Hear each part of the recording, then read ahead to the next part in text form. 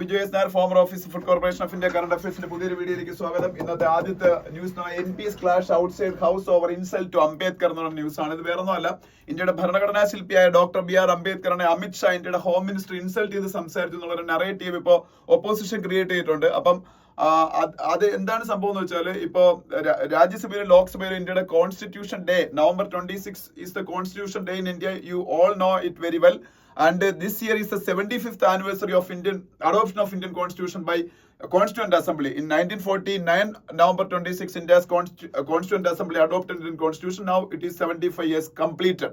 So to commemorate that, a Constitution seminar was organized in Lok Sabha and Rajya Sabha. In both houses, Prime Minister, opposition leaders, various ministers and various other political party leaders spoke in length about the contribution of Indian Constitution in the nation's progress and welfare of the people. അപ്പൊ അതില് പറഞ്ഞൊരു പരാമർശം അമിത് ഷാ ഇന്ത്യയുടെ home minister പറഞ്ഞു, ഇപ്പൊ ഒരു ഫാഷനായി മാറിയിരിക്കുകയാണ് കോൺഗ്രസും മറ്റു ഒപ്പോസിഷൻ പാർട്ടീസിനൊക്കെ എപ്പോഴും അംബേദ്കർ അംബേദ്കർ അംബേദ്കർ എന്ന് പറയുക. ആ സമയത്ത് രാമരാമ എന്ന് പറഞ്ഞത് അവർക്ക് ഹെവനെങ്കിലും കിട്ടിയ സ്വർഗം കിട്ടിയിരുന്നു അദ്ദേഹം പറഞ്ഞു. ഒരു സ്പീച്ചിന്റെ ഇടയിൽ യഥാർത്ഥത്തിൽ ക്രിട്ടിസൈസ് ചെയ്ത കൂട്ടത്തിൽ അദ്ദേഹം പറഞ്ഞതാണ്.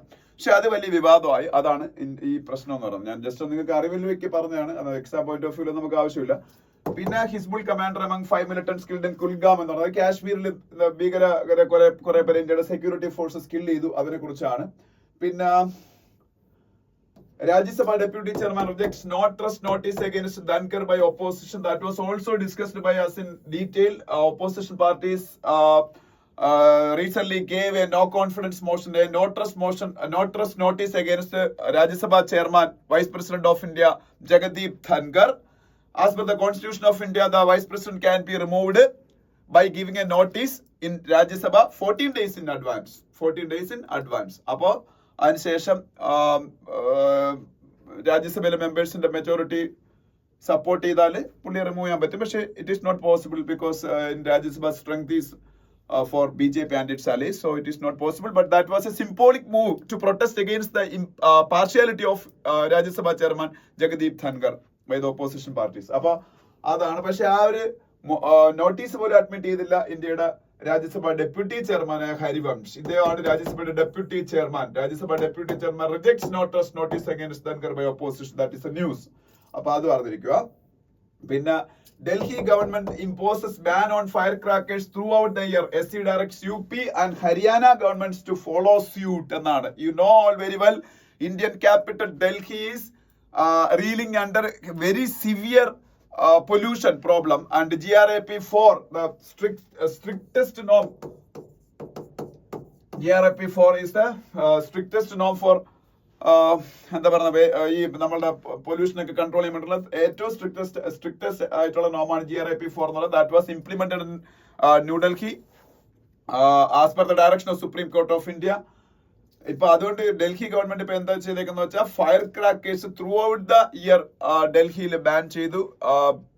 സാധാരണ എപ്പോഴും ദീപാവലി സമയത്താണ് ഫയർ ക്രാക്കേഴ്സ് ബാൻ ചെയ്യുന്നത്. But fire crackers is A big pollutant. That's why Delhi government banned the use of cracking of firecrackers throughout the year in Delhi, and the Supreme Court appreciated that action by Delhi government and asked Haryana and UP government to follow suit.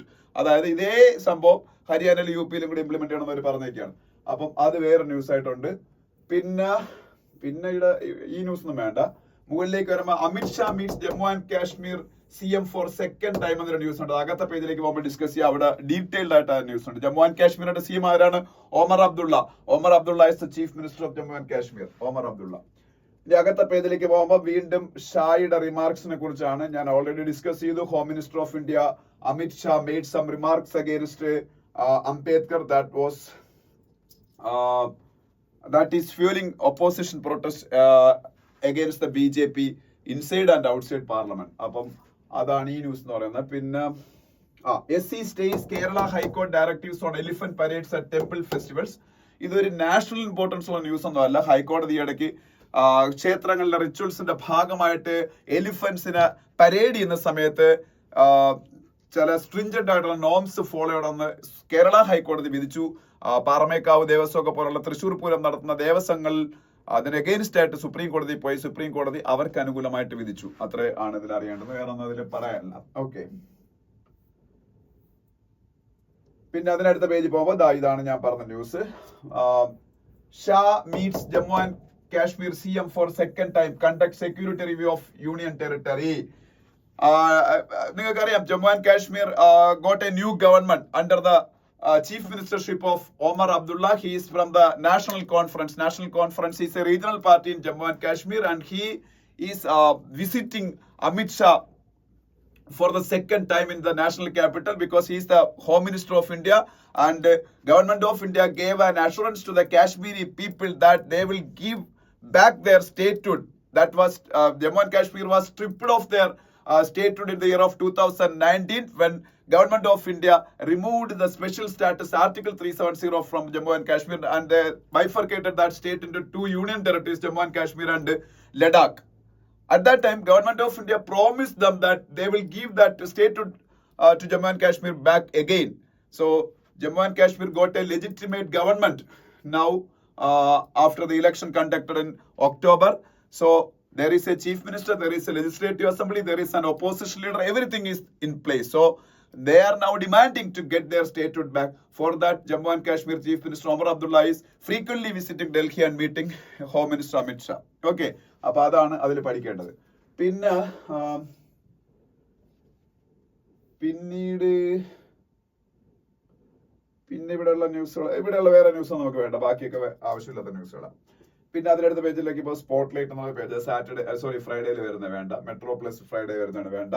ഇനി editorial page ആണ്. Editorial പേജിൽ first editorial നമുക്ക് discuss ചെയ്യാം. First editorial എന്ന് പറയുന്നത് positive direction എന്ന് പറയുന്ന editorial ആണ്. ഈ പോസിറ്റീവ് ഡയറക്ഷൻ എന്ന് പറയുന്ന എഡിറ്റോറിയൽ എന്ന് പറയുന്നത് ഇന്ത്യയുടെ national security adviser Ajit Doval visited China day before yesterday, and he had a meeting with Wang Yi. Who is Wang Yi? Wang Yi is the foreign minister of China. WANG. Wang Yi. Wang Yi is the foreign minister of China. He is arguably the third most powerful leader of China.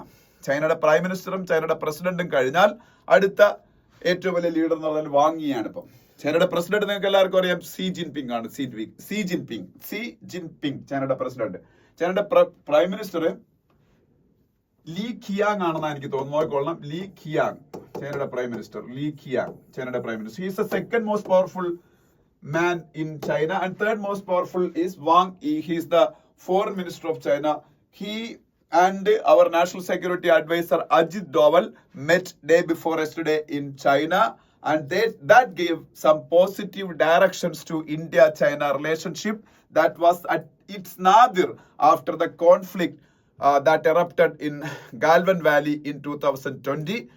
In Galwan Valley എവിടെയാണ്? ലഡാക്കിൽ ചൈനയുടെ പട്ടാളം ഇന്ത്യയുടെ ടെറിട്ടറിയിലേക്ക് ഇടിച്ചു കയറുന്ന ഒരു situation ഉണ്ടാവുകയും അതിന്റെ പേരിൽ കുറെ പ്രോബ്ലംസ് ഉണ്ടാവുകയും and India China relationship was in jeopardy after that.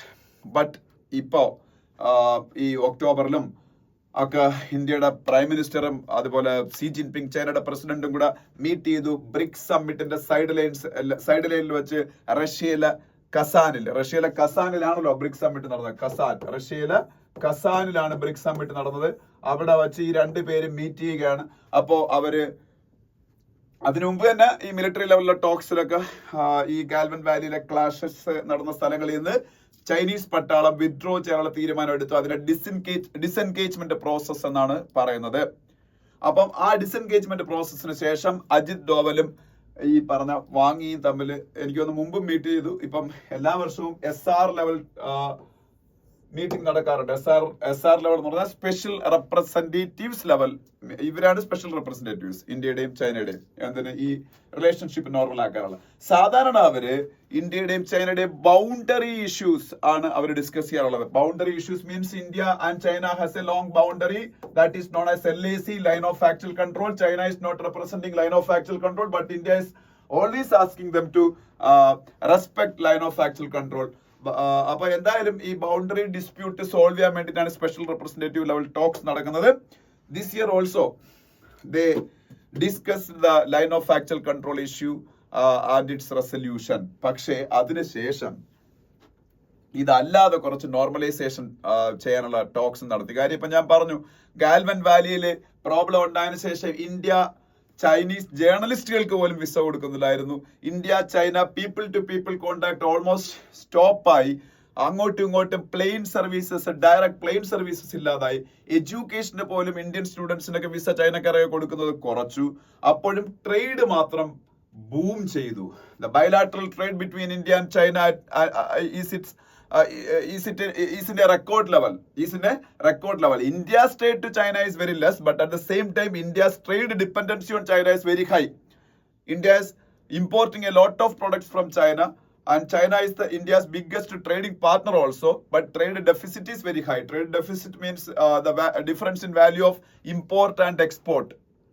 Trade deficit is very much in favor of China. China ഏതാണ്ട് $130 ബില്യൺ അങ്ങോട്ട് പ്രോഡക്റ്റ് ഇന്ത്യയിലേക്ക് അയക്കും. ഇന്ത്യ ആകെപ്പാടെ $20-25 ബില്യൺ പ്രോഡക്റ്റ് അങ്ങോട്ട് അയക്കുന്നുള്ളൂ.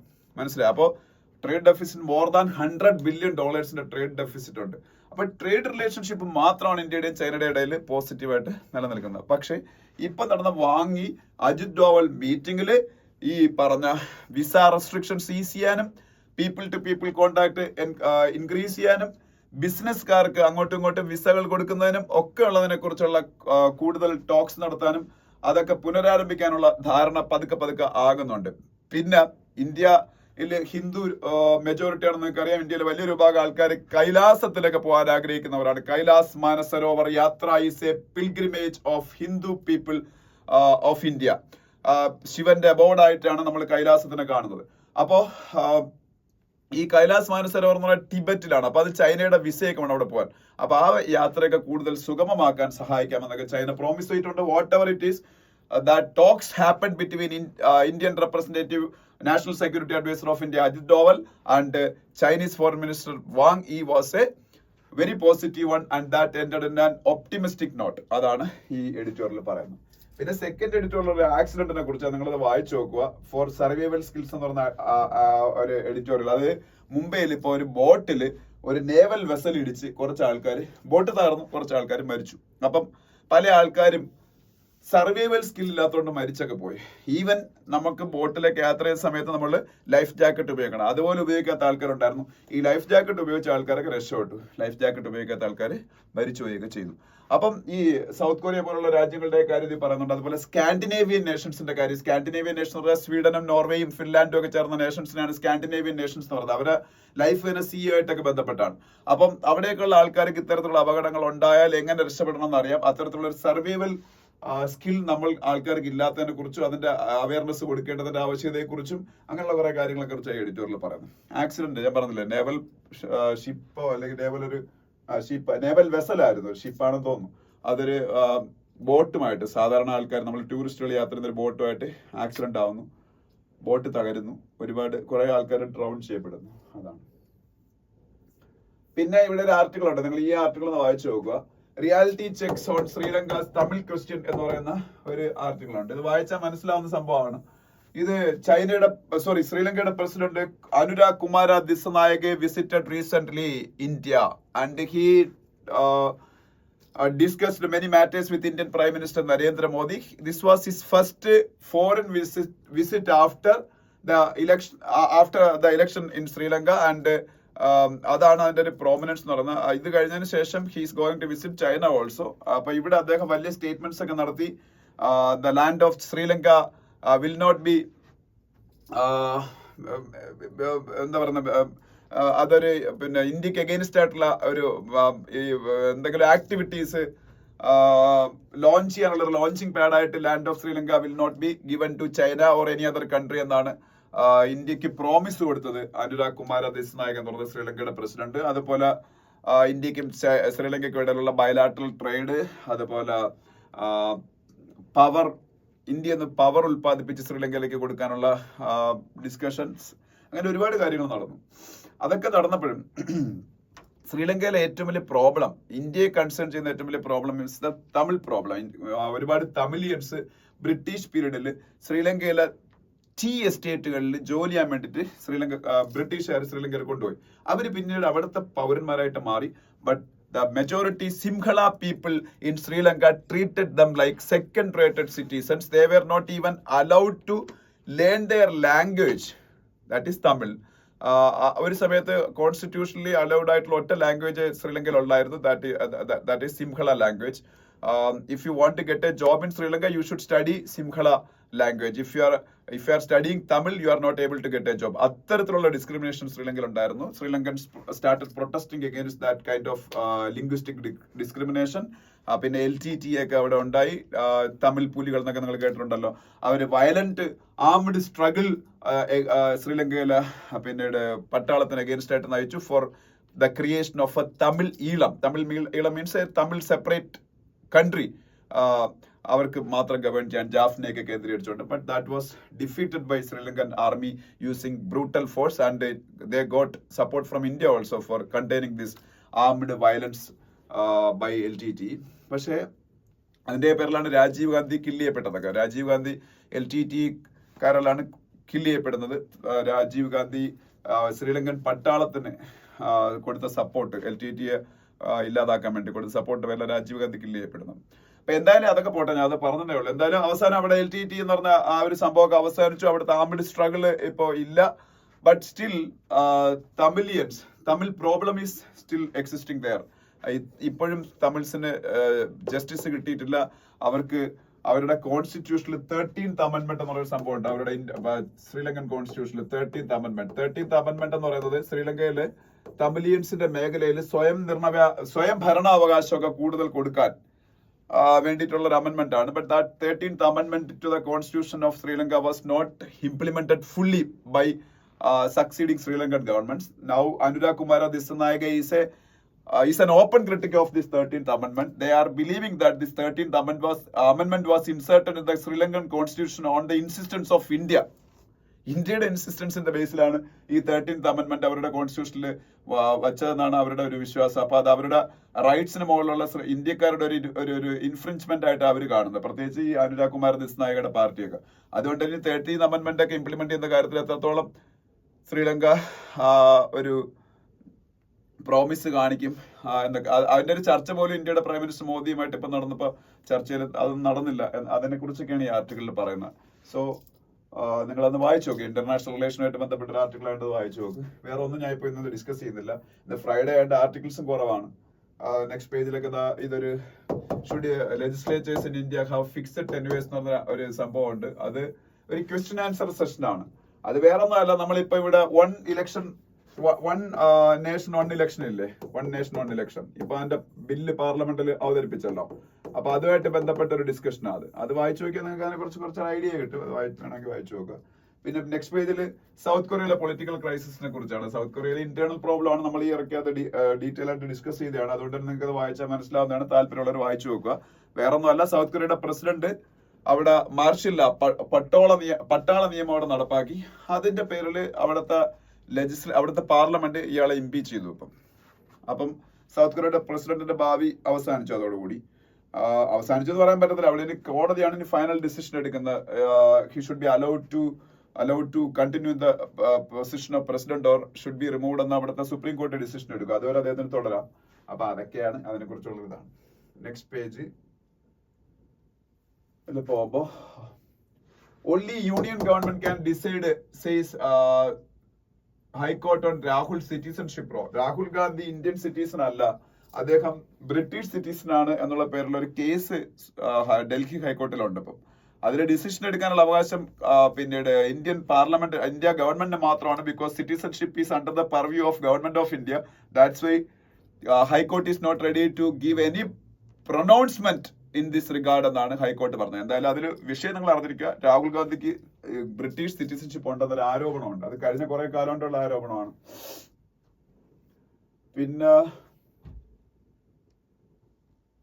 പിന്നെന്താണ്, പിന്നെ ഒന്നും ഈ പേജ് പറയാനില്ല.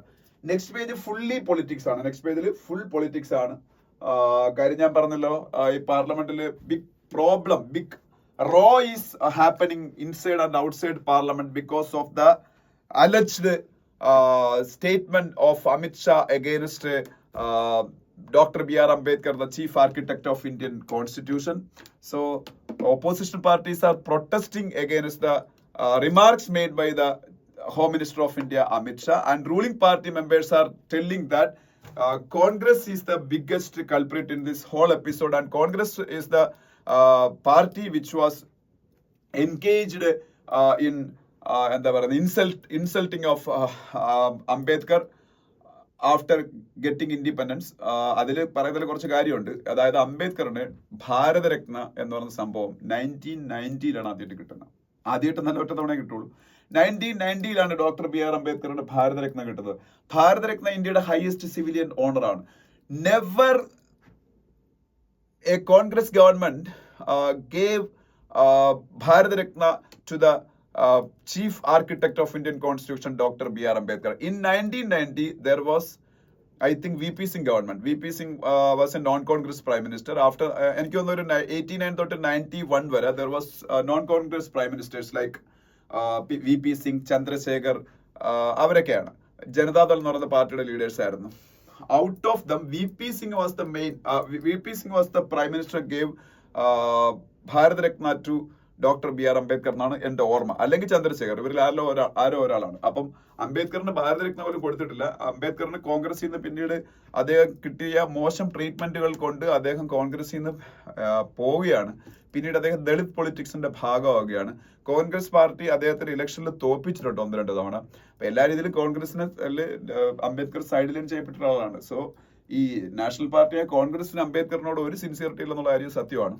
BJPക്ക് സിൻസിയറിറ്റി ഉള്ളതുകൊണ്ടൊന്നും ആയിരിക്കത്തില്ല കാര്യം. അവർക്കും അങ്ങനെ അംബേദ്കറിനോട് സിൻസിയറിറ്റി വരേണ്ട കാര്യമില്ല. കാരണം അവരുടെ political ideology is totally different from the political ideology of Ambedkar. അപ്പൊ ഈ രണ്ട് പൊളിറ്റിക്കൽ പാർട്ടീസും ഇവരുടെ അംബേദ്കറിന്റെ ലെഗസി ഇപ്പോൾ ഏറ്റുപിടിക്കാൻ ശ്രമിക്കുന്ന ദളിത് ആൾക്കാരുടെ വോട്ട് കിട്ടുക എന്നുള്ള ഒറ്റ ലക്ഷ്യത്തോടു കൂടിയാണ്.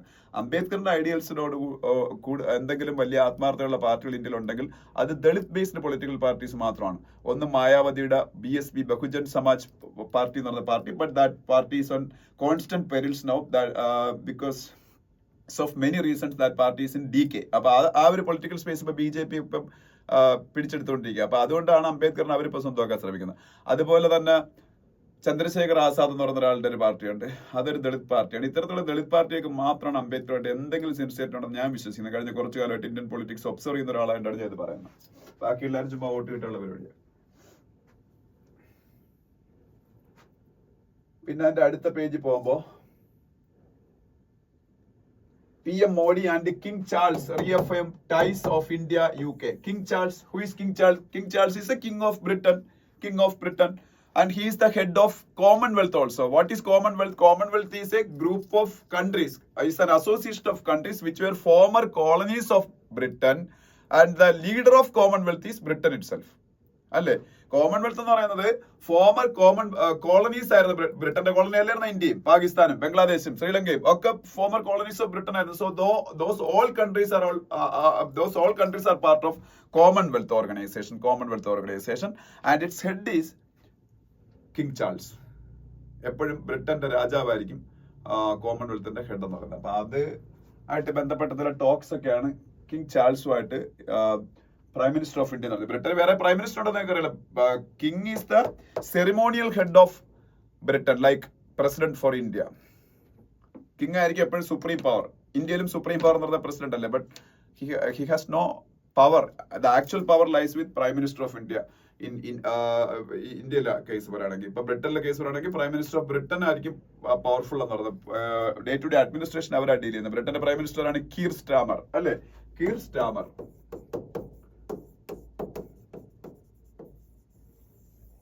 ബ്രിട്ടന്റെ prime minister.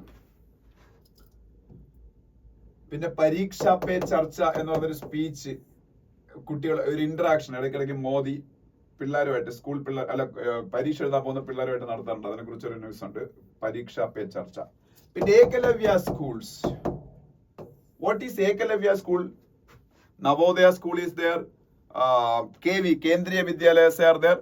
Now a new kind of schools were developed by government of India, that is Ekalavya schools. Ekalavya schools is specially designed for the Adivasi children, scheduled tribe children. അവരുടെ കുട്ടികൾക്ക് പഠിപ്പിക്കുന്നതിന് വേണ്ടിയിട്ട് completely free of cost ആയിട്ട് residential മോഡലിൽ ഉണ്ടാക്കിയ, India മുഴുവനും ഉണ്ടാക്കിക്കൊണ്ടിരിക്കുന്ന സ്കൂളുകളാണ് ഏകലവ്യ സ്കൂളുകൾ. ആ ഏകലവ്യ സ്കൂളുകളിൽ ആദിവാസികളിൽ തന്നെ PVTG എന്ന് പറഞ്ഞൊരു വിഭാഗമുണ്ട്, പർട്ടിക്കുലർലി വൾണറബിൾ ട്രൈബൽ ഗ്രൂപ്പ്സ്. ട്രൈബൽസിന്റെ തന്നെ ഇടയിലുള്ള ഏറ്റവും വൾണറബിൾ ആയിട്ടുള്ള അവർക്ക് 5% റിസർവേഷൻ കൊടുത്തിട്ടുണ്ട് ഏകലവ്യ സ്കൂൾസിൽ. ബട്ട് ദാറ്റ് 5% പോലും അവർക്ക് ഫില്ല് ചെയ്യാൻ പറ്റുന്നില്ല. കാര്യം സ്റ്റുഡൻസ് അത്രയും വിദ്യാഭ്യാസത്തിനെ കുറിച്ചൊന്നും ഒരു പ്രാധാന്യം, അതിന്റെ ഇമ്പോർട്ടൻസ് അറിയാത്തവരാണ് ഈ PVTG ഒക്കെ. അതാ അങ്ങനെ സംഭവം. ഏകലവ്യ സ്കൂൾസ് എന്താണെന്ന് മനസ്സിലായോ? എക്സ്ക്ലൂസീവ് സ്കൂൾ ഫോർ ആദിവാസി കുട്ടികൾക്ക് വേണ്ടിയിട്ട്. പിന്നെ India and France signed MOU for new national museum. അത് സംഭവം എന്ന് വെച്ചാൽ ഇന്ത്യയിൽ ഒരു വലിയ നാഷണൽ മ്യൂസിയം വരാൻ പോയാ. ആ മ്യൂസിയം വന്നു വരുമ്പോൾ അത് ലോകത്തിലെ ഏറ്റവും വലിയ മ്യൂസിയം ആവും. നമുക്കറിയാം പഴയ പാർലമെന്റ് നോർത്ത് ബ്ലോക്കും സൗത്ത് ബ്ലോക്കും ഉണ്ട്. പഴയ പാർലമെന്റിന് നോർത്ത് ബ്ലോക്കും സൗത്ത് ബ്ലോക്കും ഉണ്ട്. But you all know that India got A new parliament building. So the old parliament building is going to become a museum. അതിൽ ഈ നോർത്ത് ബ്ലോക്കും സൗത്ത് ബ്ലോക്കും ഒക്കെ ഒരു സെപ്പറേറ്റ് മ്യൂസിയം ആയിട്ട് മാറ്റാൻ പോയാണ്. Once it become a museum, it will become world's largest museum. ഈ നോർത്ത് ബ്ലോക്കും സൗത്ത് ബ്ലോക്കും കൂടെ ചേർത്ത് ഒരു മ്യൂസിയം ആയിട്ട് മാറുമ്പം അത് ലോകത്തിലെ ഏറ്റവും വലിയ മ്യൂസിയം ആയിട്ട് മാറും. ആ മ്യൂസിയത്തിന്റെ പേരും ഗവൺമെന്റ് ഇട്ട് കഴിഞ്ഞു. വേണമെങ്കിൽ പരീക്ഷയ്ക്ക് ചോദിക്കാം. യുഗീൻ ഭാരത് മ്യൂസിയം. ഇത് ഒറ്റ പേരാണ്, ഞാൻ അങ്ങനെ 3 ആയിട്ട് എഴുതിയതേ ഉള്ളൂ. യുഗീൻ ഭാരത് മ്യൂസിയം. പാർലമെന്റിന്റെ north block and south block will be converted into a museum in association with ഫ്രാൻസുമായിട്ട് അസോസിയേറ്റ് ചെയ്തിട്ടുണ്ട്. ഫ്രാൻസില് പാരീസിൽ വളരെ ഫേമസ് ആയിട്ടുള്ള ഒരു മ്യൂസിയം ഉണ്ട്. അത് അവരുമായിട്ട് ചേർന്നുകൊണ്ടാണ്. ലോറി എന്ന് പറഞ്ഞൊരു മ്യൂസിയം ഉണ്ട്. ലോറി ഈ മ്യൂസിയം ഫ്രാൻസിലാണ്, ഈ പാരീസിലാണ്. ഇവരുടെ എക്സ്പെർട്ടൈസ് യൂസ് ചെയ്തുകൊണ്ട് ലോകത്തിലെ ഏറ്റവും വലിയ മ്യൂസിയം ഡെവലപ്പ് ചെയ്യാണ്. നോർത്ത് ബ്ലോക്കും സൗത്ത് ബ്ലോക്കും പാർലമെന്റിലെ പഴയ പാർലമെന്റിലെ അത് മ്യൂസിയം ആയിട്ട് മാറ്റുന്നു. അതിന്റെ പേര് യുഗീൻ ഭാരത് മ്യൂസിയം എന്ന് പേരിടാൻ പോകുന്നു.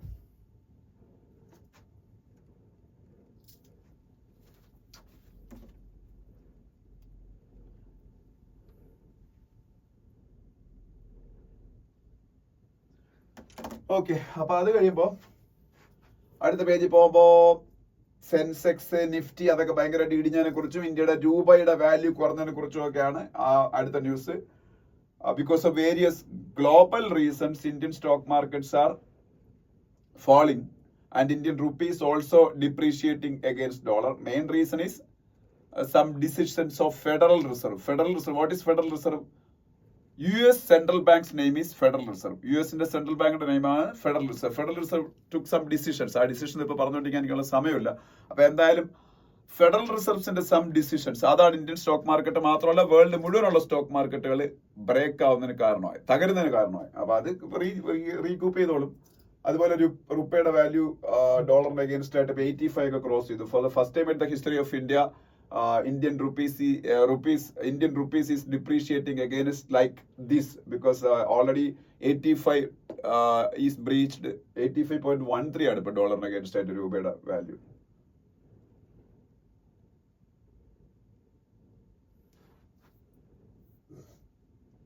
പിന്നെ അതിന്റെ അടുത്ത പേജ് വേൾഡ് പേജില് എന്നുള്ള കാര്യങ്ങൾ തന്നെ പ്രത്യേകിച്ച് പറയാനൊന്നുമില്ല. നമ്മൾ എല്ലാ ദിവസവും ഡിസ്കസ് ചെയ്യുന്ന യുക്രൈൻ റഷ്യ വാർ, ഇസ്രായേൽ ഹമാസ് പ്രോബ്ലം ഒന്നും അത്ര വലുതായിട്ടില്ല. പിന്നെ അദാനി വിഷയം അതൊക്കെ വേറെന്താ പറയാ. സ്പോർട്സ് പേജിലേക്ക് പോകുമ്പോൾ Ashwin, one of the greatest bowlers of India and one of the greatest match winners of India and India's second highest wicket taker in Test cricket. Who is the highest wicket taker for India in Test cricket? That is Anil Kumble. He is also a leg spinner. Now Ashwin is the second highest wicket taker for India in Test cricket. He decided to retire from international cricket. അതൊരു വലിയ news ആയിട്ട് ഉണ്ട്. അത് already അത് ഇന്നലേക്ക് വന്നതാണ് അതിനെ കുറിച്ച്. പിന്നെ അതിനടുത്ത പേജിൽ നാഷണൽ ആർച്ചറി ചാമ്പ്യൻഷിപ്പ് അങ്ങനെയുള്ള കാര്യങ്ങളൊക്കെയാണ്. വേറെ ഒന്നും അവിടെ പറയാനില്ല. ഇത്രയേ ഉള്ളൂ. Okay, thank you.